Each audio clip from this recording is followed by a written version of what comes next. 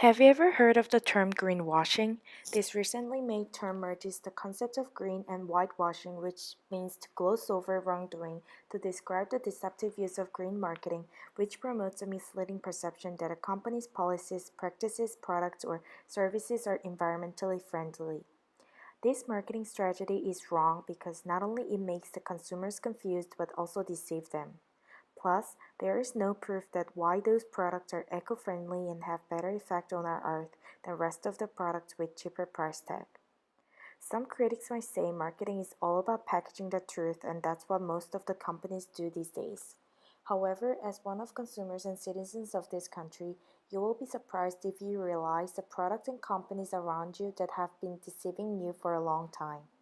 First of all, Coca-Cola's new Going Green project introduces Coke cans designed with 5% less aluminum, which can save 15,000 metric tons of aluminum every year, along with Plant Bottle project that differs from traditional plastic packaging in that it uses plant-based material instead of petroleum and other fossil fuels to produce monoethylene glycol, which is a key ingredient in PET plastic.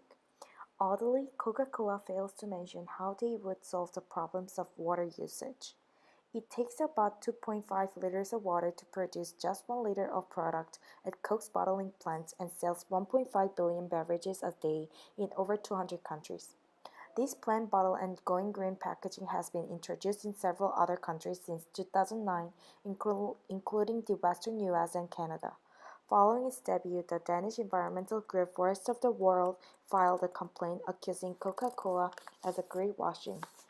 The group blasted plant bottle posters and ads featuring environmentally friendly imagery with leaves, farms, and flowers, and said that Coca-Cola simply had no proof that its product offers any positive effect in regards to its advertisement. Next greenwashing product is car.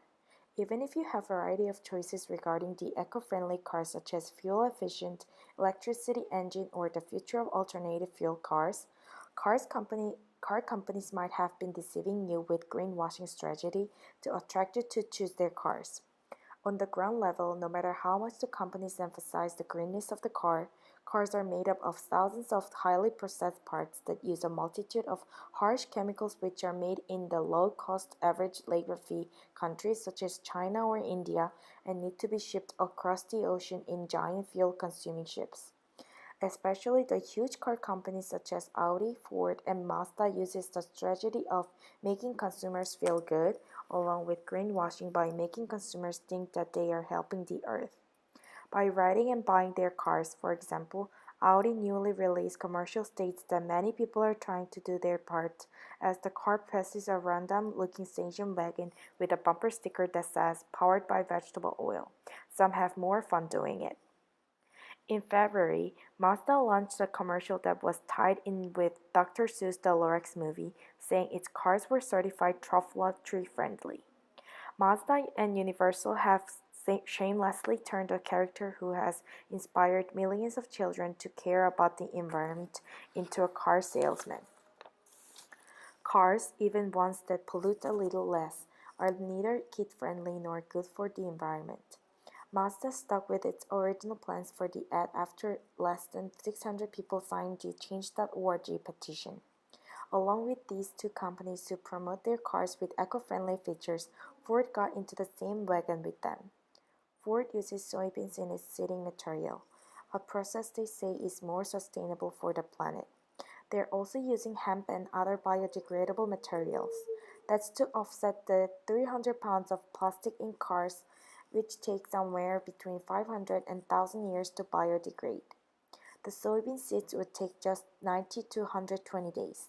That is, if the seeds were taken out of the huge metal and plastic car they're sitting in, stripped of the metal and plastic bases they're attached to, and dumped into a compost bin, which, happens all the time, right?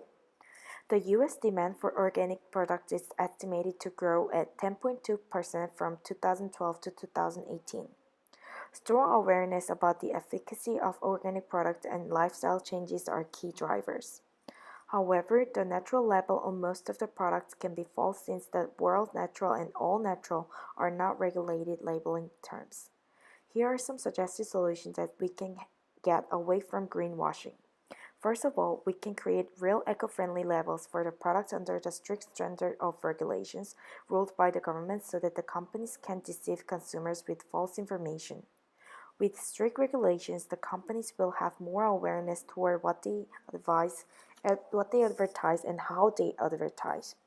The other solution is learning the names of the harmful ingredients. Brands make big claims about one or several natural ingredients and hope consumers won't notice the nasties that are added along with them.